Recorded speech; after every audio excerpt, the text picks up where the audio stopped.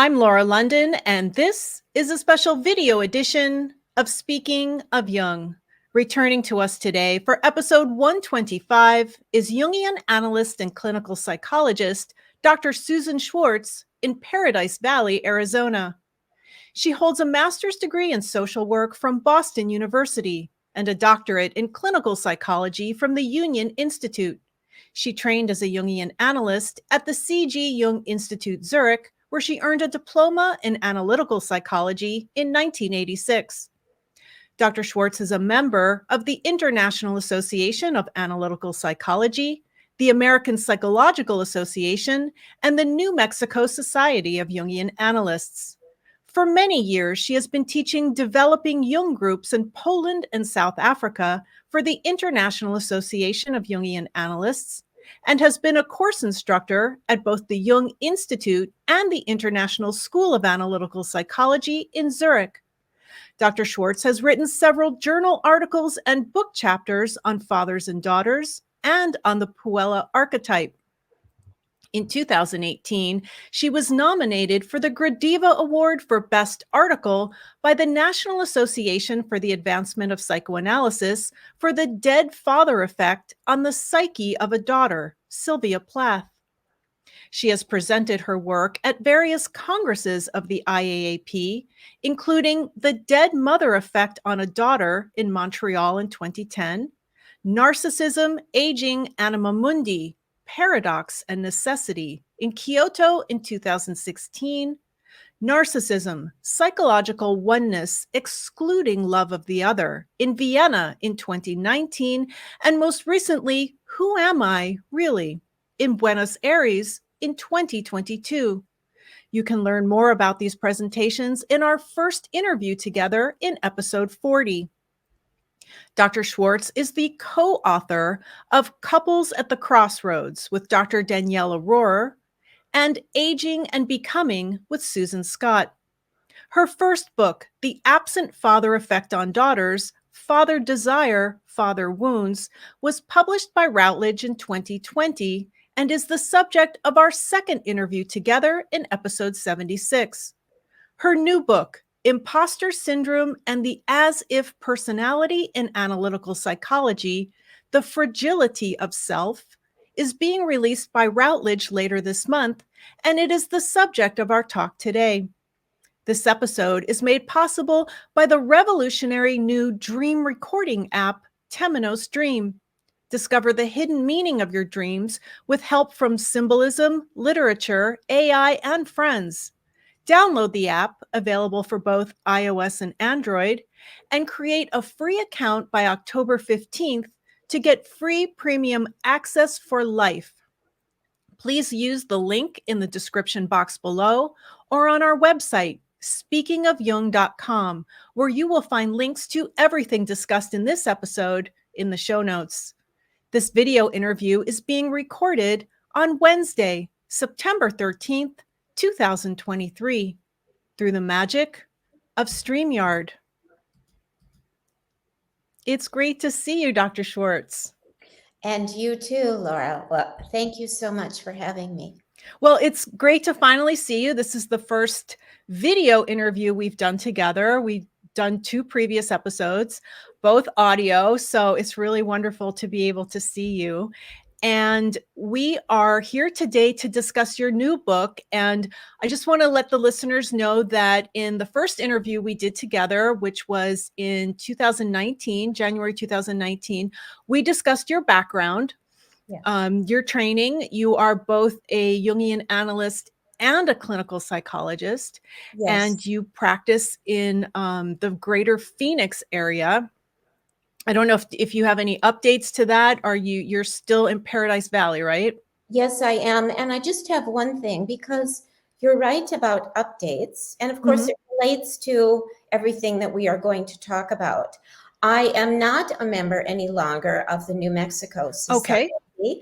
And so that's just an update, because we all change through time. Yeah. And that is the whole point also of imposter syndrome and the as-if personality, is that we might start one way, and the hope is that we change through time. I love that. Yeah. So you are you see your patients in person, and you also do work online? I do both. I found that our world itself has changed. Yeah. So that many people that I began with online have continued online, and many live outside of Paradise Valley and outside of Arizona. And this, I think, as well, is something that we have benefited from post-COVID and during COVID, is that we can expand our world. And if there is anything that is the essence of Jungian psychology, it is the expansion of the world, and the outreach to the world in an equitable, not hierarchical, but equitable way. So you are available Both in person and online. Yes, I am. Yes. Okay. That's wonderful to know. And also you have your own website. Not all analysts do. And would you tell the listeners how to find you online? Yes, I will. It is www.susanschwartz, SCHWARTZ, Ph.D.com. And on the website are quite a few of presentations that I have made, Yes. and sample pages of my now 2 books is available. I think it's helpful for people to be able to read something, see if they want to buy it before they buy it. It's always a good thing. That's right. And I'm remembering now that in our first episode together, you made available to me some of your papers in PDF format, and I uploaded them to our website, speakingofjung.com. And so there are links in the show notes for all of Dr. Schwartz's episodes, which there'll be links to in the show notes for this episode. So thank you for making those papers available online for people to read. That's very generous of you. And equally generous of you to put them on yours. Because again, the more that we can attain of knowledge, the more that we know, and the less we are unconscious, the more we gather to ourselves and become aware. And that's the point of the whole thing anyway. Yes. Or of life, you could say, or even of, speaking of Jung, it's to become aware of ourselves, actually. Yes. Yeah. Well put. Well put. So today we are going to focus on your new book. This is, as I said, your second book, and your first book that was released in 2020, The Absent Father, Effect on Daughters, is one of the most listened to episodes of Speaking of Jung, actually. It really resonated with a lot of people. I know it did with me. And I'd like to ask you now, with your second book, it's actually being released on it'll be available on the 26th of this month. It has been available for pre-order on Amazon, excuse me. There'll be a link in the show notes and in the YouTube description below. And so it is available for pre-order. But I'm curious as to how this book came about, because these are concepts that you had mentioned on our previous episodes, both of them. So how did this material come to be now a book? Well, it's similar to what we are doing now. It became an evolution. So in the first book, but actually way before then, I had given speeches and presentations on, as you had mentioned, Sylvia Plath, dead father effect, various different aspects of imposter syndrome and the as-if personality. And as one gets into the information, you see even more what applies in a wider culture and what applies in my analytical work.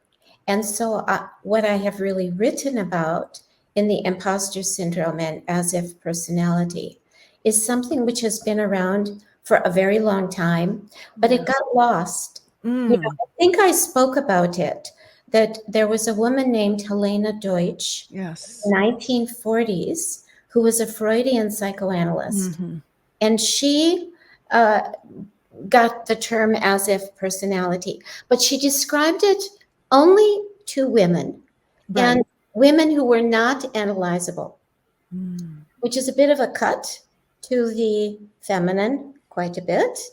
And then Hester Solomon took up, the Jungian analyst in Britain, took it up in 2004 and really made the point of this is an analyzable person.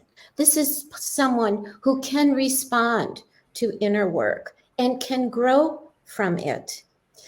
And in reading Hester Solomon's article, there was something inside of me, and it happens to all of us. It clicked. Yeah. And I saw the people that I know, people I work with, men and women, of this personality type. So many people who come to analysis and almost the first session say, you know, I'm a fraud. I'm not real. And therein lies what we are going to discover through the analysis, which is the reality of who they are. So they had adopted being an imposter, another word that is used for fraudulence, very early in life. And, you know, it distorted the personality. It hurt them. And it intrigued me because I wanted us to follow the hurt and find not just repair, but growth from it. And that's really where it began. Now, there's also a question of, do you see what you want to see? And I had to evaluate that. No, I don't think so. I was seeing what was. And again, a piece that had not been really dealt with in Jungian work. So I thought, I'm intrigued by this. If I am, other people are as well. So that's where, So that term, the imposter syndrome, is kind of is it a pop psychology term that, because Jung didn't use that term. So how did you come to look at it through a Jungian lens? Yes, it's a good point. No, Jung never mentioned the word imposter. It's actually close psychologically to narcissism. But Jung himself had 4 times in the entire collected works narcissism. And that's partly because Freud and the Freudians did narcissism. But it needs a Jungian focus. And also you are correct in that imposter syndrome is pop psych. And I wanted to deepen pop psych. So people come to Jungian analysis, oftentimes not even knowing what they are in. But the ones that come want more. And I wanted to be able to, in my own way, provide more of the imposter syndrome or the fraudulence that people felt. And let's deepen into it. Let's not put a Band-Aid on it and make us smile. Let us figure out why and what this is doing in the psyche. So because Jung didn't look at it, and Jungians following by and large have not, I thought, okay, let's explore it. Let's explore what was not explored from the perspective of 2023, or from the perspective of myself, a woman in living here with my perspective. It's a Western perspective. I want to say that because I don't know that the imposter syndrome applies to everyone or the as if personality. That was my question. But as I have put it out to the world, so many people that you would not think actually do recognize imposter syndrome and as if personality. It's not really just Western. It's absolutely global. Yes, and you do address that in the book when we get to it in chapter 9 on aging, image, and illusion. you do address the West and East and how things are a little different culturally. But let's start at the beginning with defining some of these terms. But I do want to circle back just for a minute to something you said about just putting a smile on our face. And I can just hear some of the people that I've interacted with who a writer I know actually who said, I just feel like a fraud and a phony. And she used that word imposter. And typically what I hear is that her friends would gather around her and tell her, oh, no, you're not. You are absolutely not that. And just kind of prop her up, tell her how great she is, how fabulous, how fantastic she is, how she's real.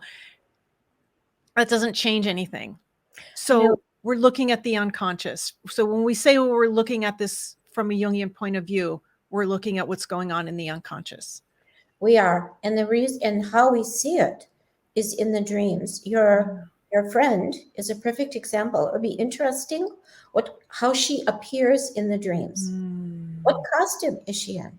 Is she current age? Is she another age? Is she actually another person or another part of herself? And it is something really, when somebody says, I am a fraud, to be able to say, I get it. Let's explore it. Yeah. It makes you feel more real when somebody honors what that is. The definition of imposter or as if personality is actually kind of individual. Okay. Right? So some people would say, I know I'm a fraud because of this, this, and this. Some people say, I've known I was a fraud when I was born. I mean, for a variety of quite difficult reasons. Sure. Some people say, I became a fraud at age 12 when I went into puberty. Some people say, I know I became an imposter when I found my partner who I don't think I really love and never did. So you see, it has a variety of aspects to it, each very individual. And we wouldn't want to cover them up with, oh yeah, an imposter or as if person is this, this, and this. You never see it really. I mean, I have a part that says as if defined. Yes. Yes. Okay. As if defined, yes. But also, I'm hoping that it came across that definition is not in stone and that it is a movable definition because we are growing people. Great point. So the title of the book is Imposter Syndrome and the As If Personality. So they are together, right? They're not two distinct things. I don't think so.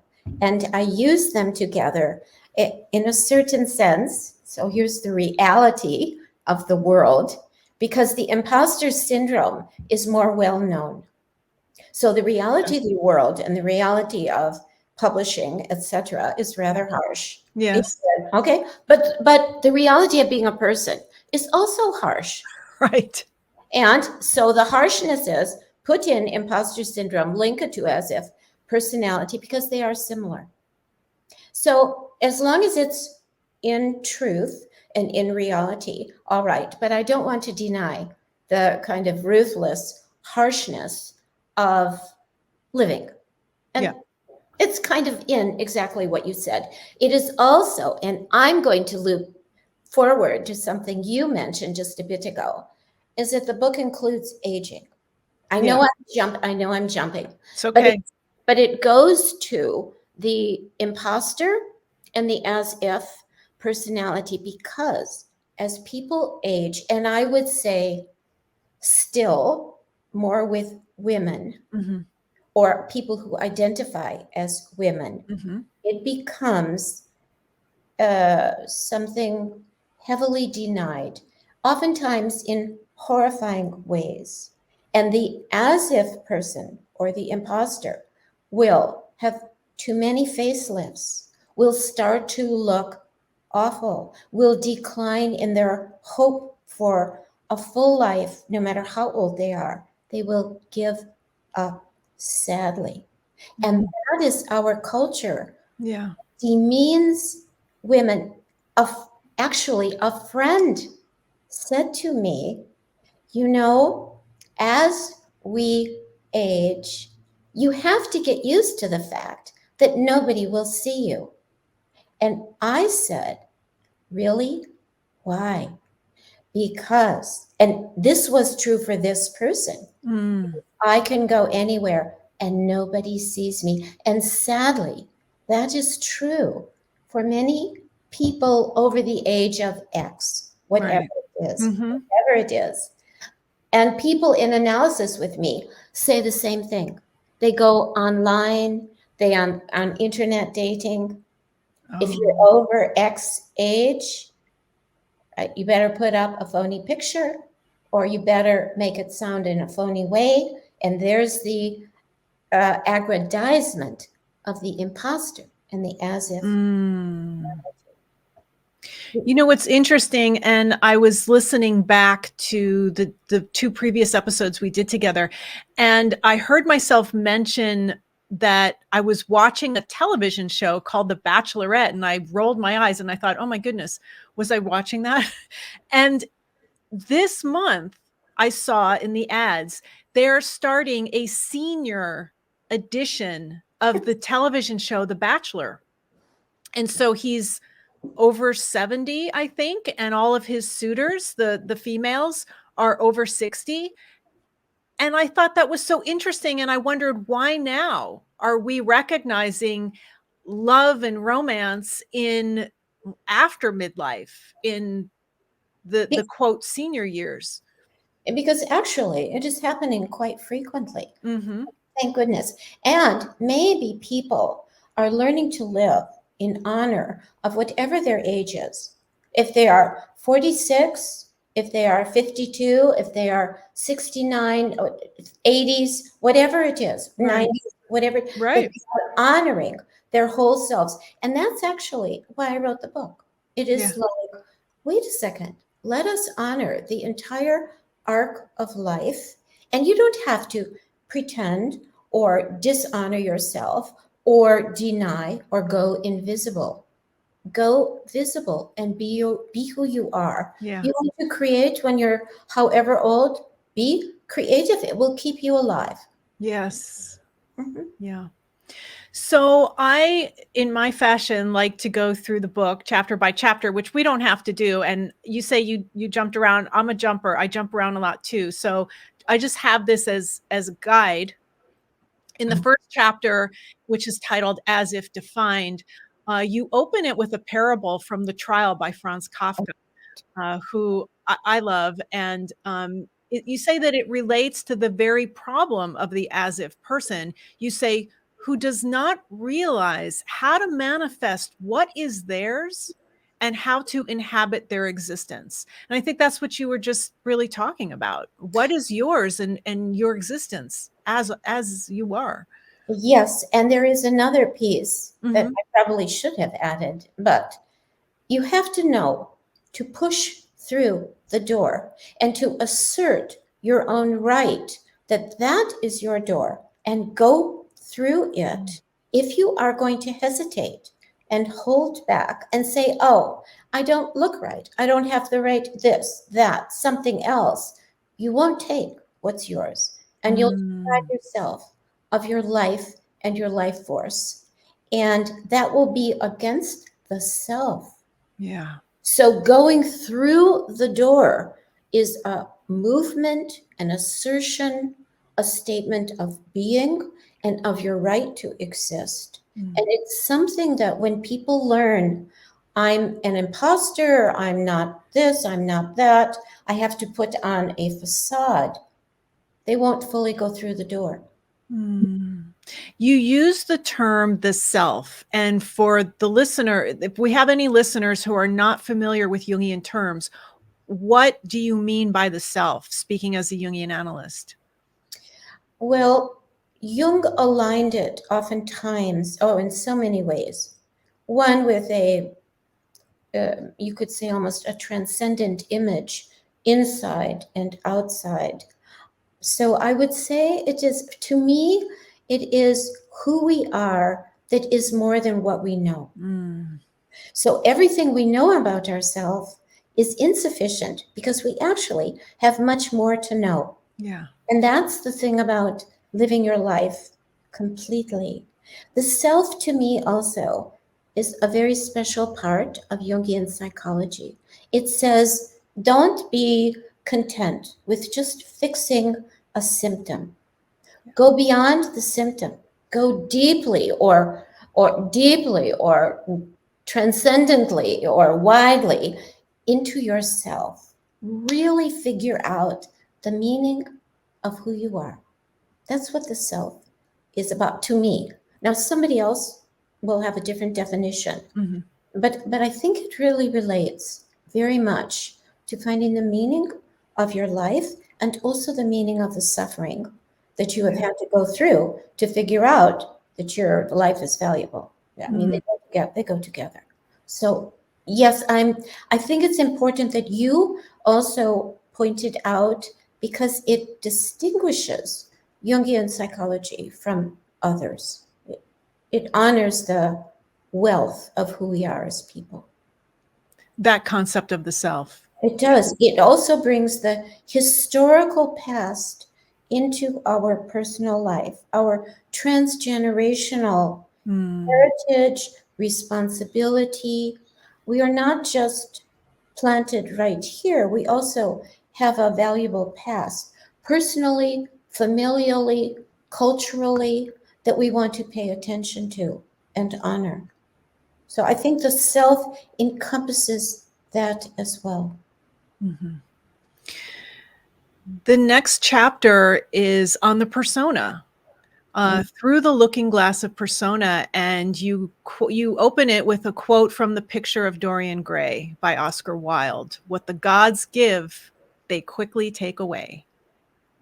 Well, I mentioned facelifts. Yeah.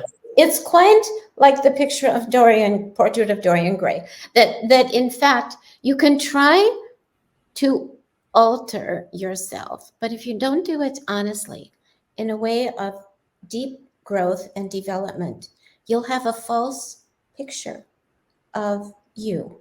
And what I go into in that chapter is honoring the persona as a possibility of reflecting who we really are, not a static image, but an image where one day we look this way, one day another day. For this event, we dress in this way, for that event in another way. But the point is, be honest and be your real self. Not what the collective determines, but what you determine inside. And then your persona is real. Then you show who you are, and you're not being phony. It's really a challenge. Yeah. It's a challenge, but it is an opportunity for real.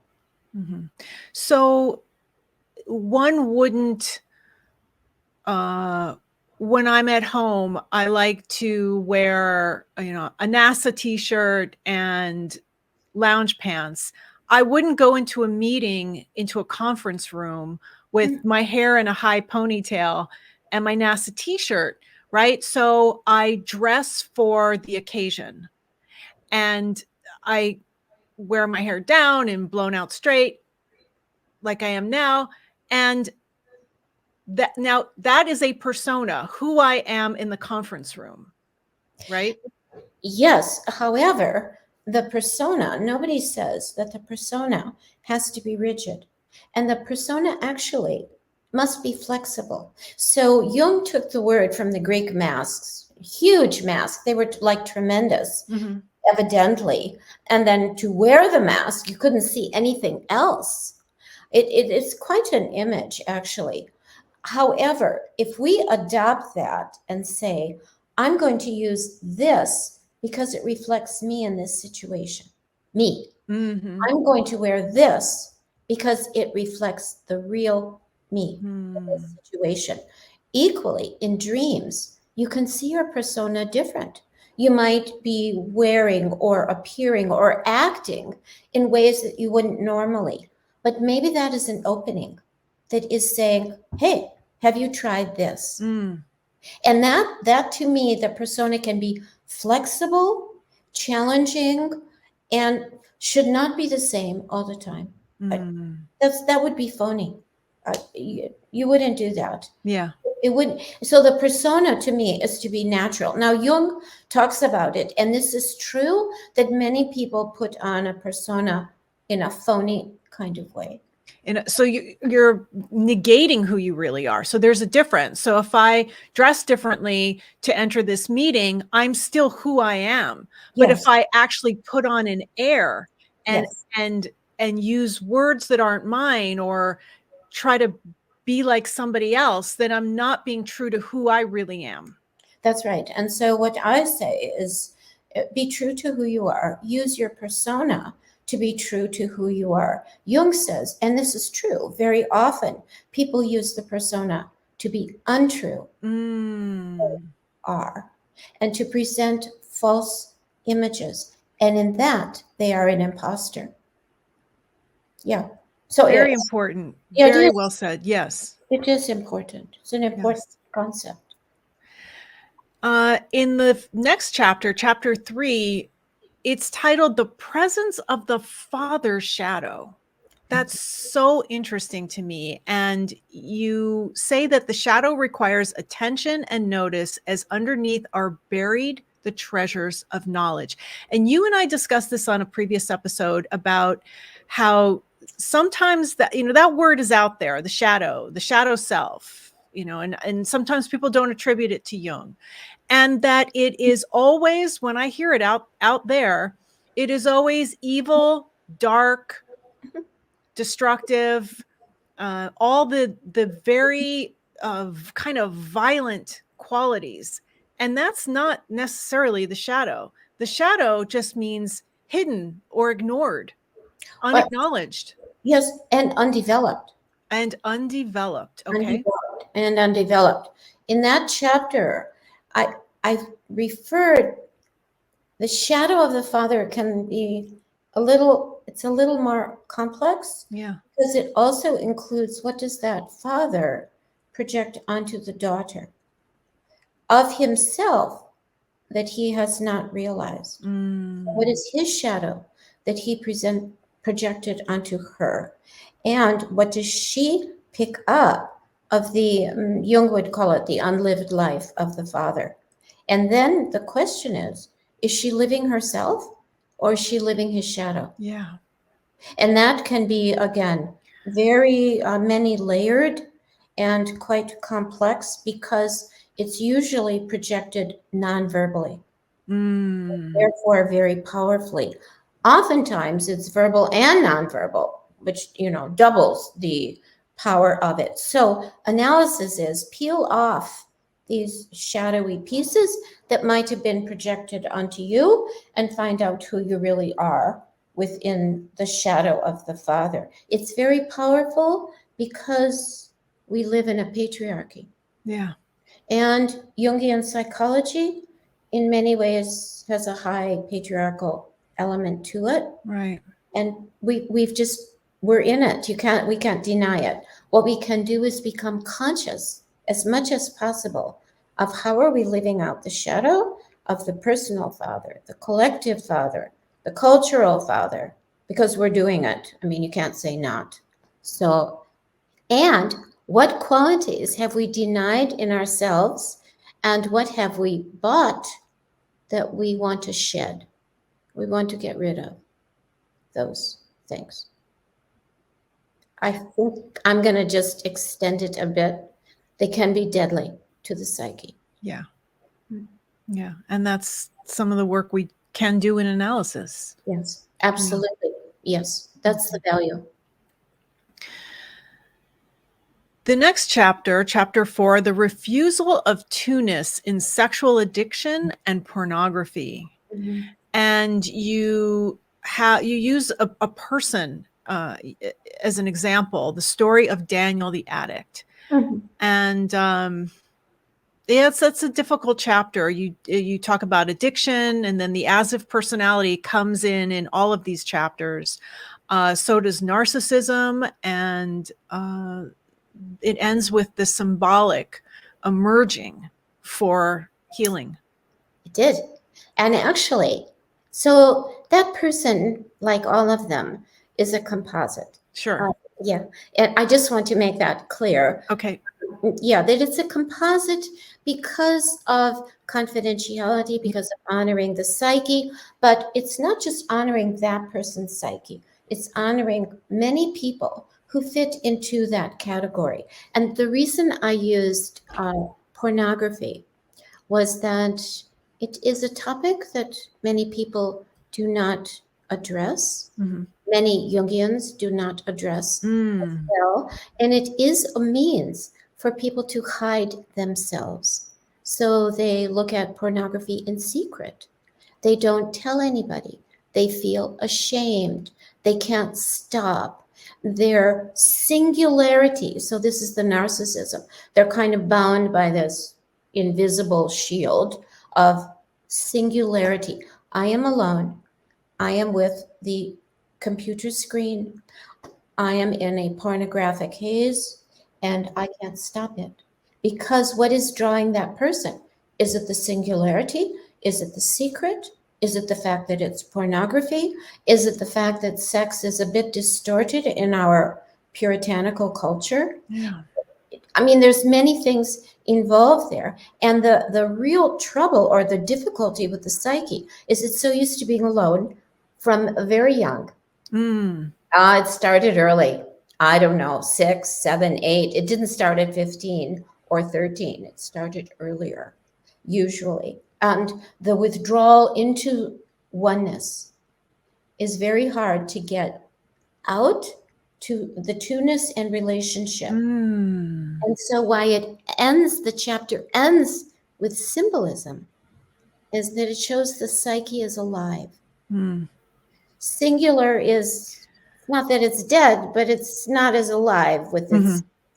And the symbols bring one into the unconscious, which is two-ness, brings one into transferences with an analyst, brings one into oneself. And so the emergence out of the, you could say, the oneness haze or the pornographic haze happens through this symbolic. It's an amazing process that is not short, but so worthwhile. Very much so, to the psyche of the person and everyone around them. It's very powerful. It is. Yes. It is. I have found it very powerful as well. Yes. So I'll leave that for the listeners to get the book and read through that. The following chapter, chapter 5, is about Echo and Narcissus, and you open it with the Metamorphosis by Ovid and the conundrum of narcissism. And again, you and I discussed in a previous episode about how the concept of narcissism we both find to be quite misunderstood in our culture. And it wasn't a term that Jung used, but it was picked up by some analysts, and it's quite a popular term again in the culture. But it is not, I don't think, very well understood and is misused. I would agree with you. I think that so many people are labeled as narcissists very easily. Well, that might even include all of us. We live in a narcissistic culture. Yes. In the world, Western United States, very narcissistic. The Jungian analysts that have written about it, Nathan Schwartz, Salant, Mario Jacobi, Patricia Berry wrote about Echo, but very few actually have really explored the whole topic of narcissism and how it relates also to the myth. The myth is gorgeous. What's interesting in the myth by Ovid is, again, where is Echo? And if you, as you read it, I mean, we focus so much on so-and-so as a narcissist. Okay. Yeah, but Echo goes along with the narcissist. And in the process, neither of them get love, and both of them lose their bodies. They are so kind of two sides of the same coin Mm. in a very strange way. If she represents the feminine in some form, but I mean the feminine loosely that we all have, Yeah. is pining after what? She doesn't even know him. Mm. She's pining after somebody who turns his back on her, who is singular, who rejects. On the other hand, I think this is interesting. French philosopher Jacques Derrida speaks about Echo as not just repeating Narcissus, but as drawing him out, Mm. as having him pay attention, not just an echo. She's not just an echo. She is a sound. And through her sound, even though she loses her body, through her sound, he hears something. And she brings him to some attention. And this is not spoken about too much. Right. I found it interesting. Yeah. Yes. One other thing I just want to say about the narcissism, that yes, it is a popular term, but I think, again, pop psych, more than in Jungian in-depth approach. And also in pop psych, it's he or she is, or whoever is a narcissist, and therefore not all right. Right. So people are dismissed. Yeah. Because of what? Because of their singularity, because they are hard to reach. Mm. That's really, people tend to give up. They say, oh, a narcissist, I have to get out of this. It's awful. But the question is it? And are you in it for a reason? Yes. Is there something valuable here? And that, to me, is also the value of Jungian psychology. It's like, what is valuable here that we really want to know about and can learn from? Yeah. That right there. Thank you. Yeah. Yeah. Yeah. And that chapter ends with a section titled Possibility. Yes, exactly. Because again, if we look at narcissism as only pathology, where is its creativity? Where is we want to reach out towards it. We want to get it. There's something valuable in Narcissus. There's something valuable. Yes. Yeah. Just continuing on here, the next chapter is titled Blank, Void, Emptiness. And it opens with a recap of Hansel and Gretel. Well, yes, I did. Because, yeah, they didn't love the children. And then we have to really face, does one develop the imposter syndrome and the as-if personality because they were not loved correctly? And from the very beginning, they were pushed away. They were abandoned. They were not valued. They were left to their own devices. They had no crumbs to eat. I mean that metaphorically. Sure. Emotionally. And I wanted to bring up again that it's a difficult road, and it doesn't start with that person. It starts with how they were raised, what happened to them. And even they could have been in a situation which to the outside world didn't look absent, and yet was absent. And that is the worst absence. People have so many times said, I know that people thought that my family was fine. Yeah. It was not fine, and nobody listened to me. No one to tell. And so that's why I brought it up, that it could look like there are parents or there are people, but there really are not. And that's the problem. Absence. It does also lead a space to be filled. That's a concept from Andre Green, French psychoanalyst. I think it is gorgeous because it gives hope, and it says that it's a space that you can absolutely fill. Yes. Yeah. The next chapter deals with envy. Envy as a disturbed search for self. And you say envy is actually the hallmark of the as-if personality. You point out that it never occurs to this person that what is assumed to be in others also resides in themselves. Yes, in a way, it's the beauty of envy. It's a connector. So when you look at someone, we all do this. I envy so-and-so for this and that. Well, you envy them because maybe there's a part of you that wants to be developed quite in the way that they are. And so look at it and honor it. Bring it back to yourself. Unfortunately, what an imposter or as-if person tends to do is fry in their own envy. They're just taken over by enviousness. It occurs in analysis with envy of the analyst. I think I speak about that. And the question is, how is that dealt with in a sensitive, open way so that somebody can learn about their own envy and use the energy in it for their development? It's a tremendous amount of energy in envy. It can tend to be almost rapacious. So use that energy for your own being and your own development. And I brought it up also because I found that people who feel they don't have enough easily envy. Yeah. Almost unconsciously envying all the time. Right. And so I want it to be honored. Bring it back to yourself. Do that which you envy and know that you can try it. I mean, try it. Why not? I love that. I love your work. The next chapter, the encounter of transferences. Yes. Yeah. Okay. Yeah.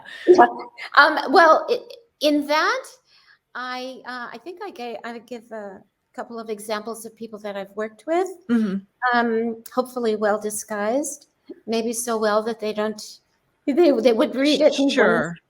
However, the point about it is how the two people together work out being known and seen, the unconscious coming forward, that it is an honoring of the both and the between space. So for the listeners who might not be familiar with the term transference, we're talking about the analyst and the analysand. Yes. Yes. Yes. In this instance, yes. But let's also say the transferences occur in all relationships. Okay. Actually, so it's that between space, it's the connectedness that actually is so difficult for an imposter or as a person to accept because they're seen. The point is to be seen. The point is to be known.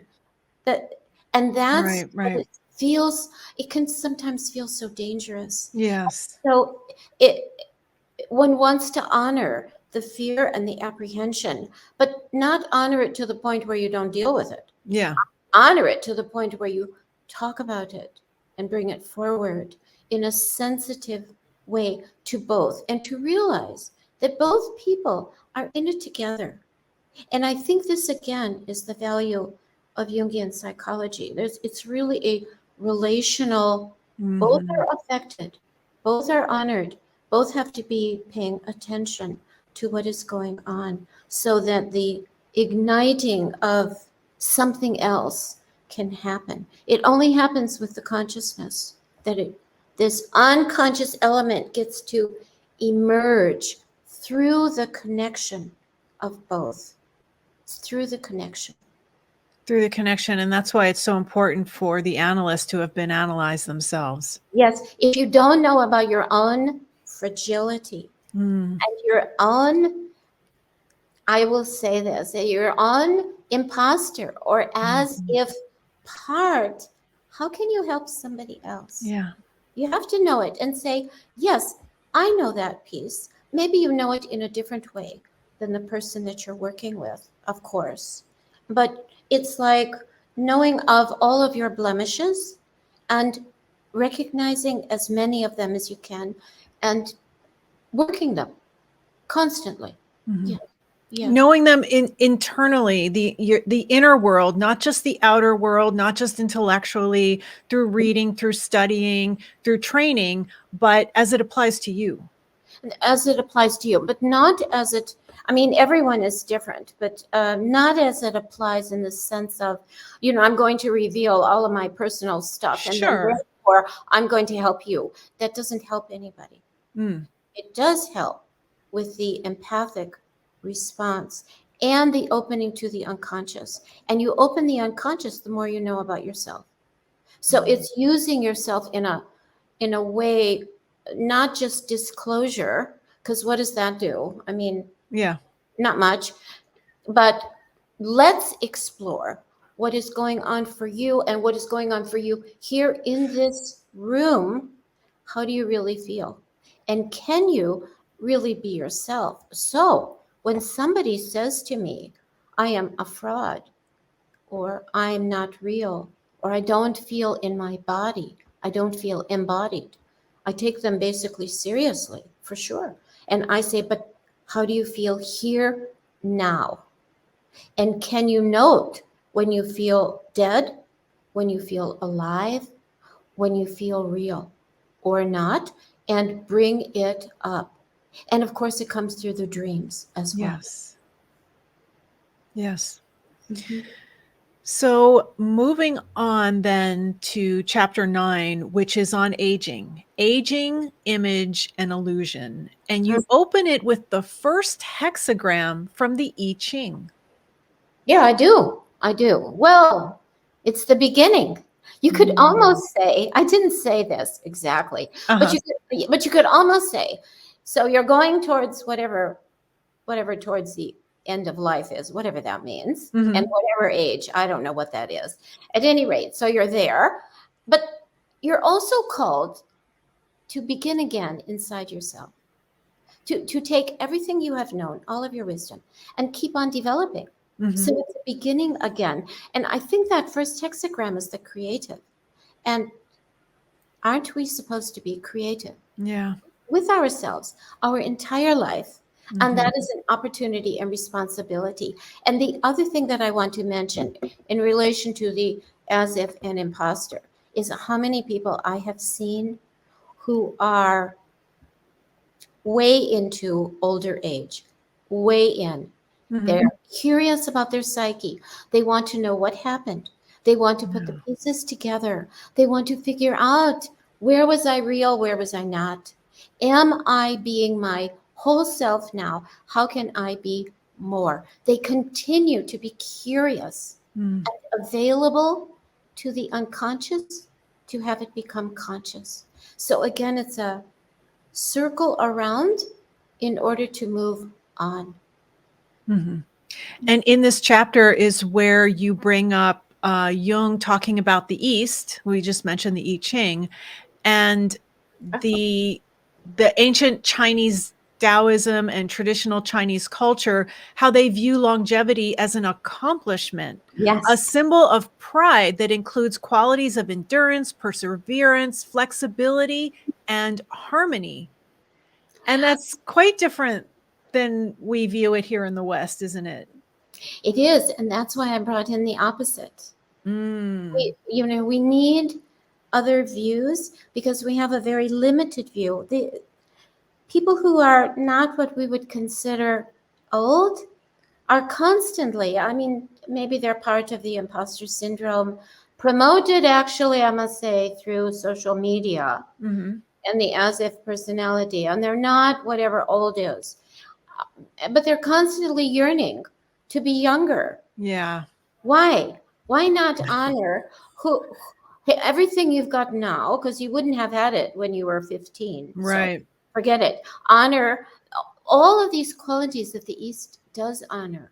The wisdom, the depth, the breadth, the knowledge, and actually you mentioned flexibility. There are so many, I'm sure you've seen this also, films where you see people in China doing yoga in the park. It's like, keep flexible in your mind and your body. Your soul, keep flexible, and your psyche will grow. And that really is the more of the Eastern philosophy. It's not Western, really. No, we're lagging behind. And so it needs to be mentioned and spoken about because, well, because we want to enjoy all of life. Yeah. So I don't know if we're going to have enough time to do the remaining chapters. There are 3 more. Chapter 10 is on body fragility. Right.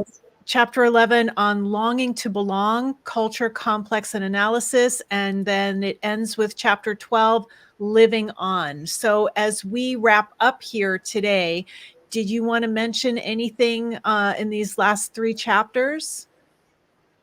I think they, well, let's just leave it. Okay. Because they are an extension, in a way, of what we have said. The longing to belong, I'll mention just about that. It really speaks about culture. Yes. Yeah, and how we accept or don't accept, and how many people put on an as if facade in order to fit rather than stand out, because they don't feel safe, they don't feel respected. And that is a sadness that we as a culture really want to re-examine, because the push to look and act a certain way might not honor the heritage of who they are as people. And we only grow when we face differences culturally, personally, psychologically. And that I think is rather important to say, to acknowledge. Okay. Well, thank you so much, Dr. Schwartz, for joining us again here today to discuss your new book, which again will be released at the end of this month by Routledge. It is available for pre-order on Amazon. There will be a link in the show notes and in the description here below. And I can't thank you enough for everything that you shared with us here today. It was really wonderful to see you. Thank you so much for having me. I wanted to also say that this has been an absolute pleasure, and I hope that the people who watch gain from it as well. I want to acknowledge one thing, because we are talking about authenticity, and I just wanted to acknowledge that as we have been speaking, the light has come through my office and has put me a little bit in shadow. I don't mean to be in shadow, but I want to acknowledge that that's part of life, as you had said earlier, and as we spoke. And I just want to say that the timing, the weather, all of this affects us and actually makes our life richer. So thank you so much for this. I have thoroughly enjoyed it. Thank you for sharing that, Dr. Schwartz. Thank you again. Please visit the website speakingofjung.com for more information on everything discussed in this episode, and to access all of our previous episodes, available to stream or to download for free. Speaking of Jung is also available on YouTube podcasts, which you can access by subscribing to our channel, Jungian Laura. It's free. Just click the subscribe button. This podcast is made possible by Temenos Dream, the revolutionary new dream recording app available for iOS and Android. Having trouble remembering your dreams? Now you can record them by speaking into your phone or typing them into the app. Keep your dreams organized, search the built-in symbol dictionary, and have AI illustrate your dreams, all within the app. Download it for free today by clicking on the link on the episode page or in the description box below. Create a free account by October 15th and you'll get free premium access for life. I created Speaking of Jung 8 years ago, and it's still on the air today because of the generosity of our listeners. All of our content is free to access, but it is not free to produce. Please visit our support page on our website at speakingofjung.com/support to help keep this podcast alive. Thank you to our recurring donors, John Temple, Ralph Gotzelman, Eric Hoops, Doreen Gordon, and Mark Johnson for their ongoing generosity and support. So with special thanks to Katie Randall and Menon Bursay at Routledge, I am Laura London, and you've been watching a very special video edition of Speaking of Jung.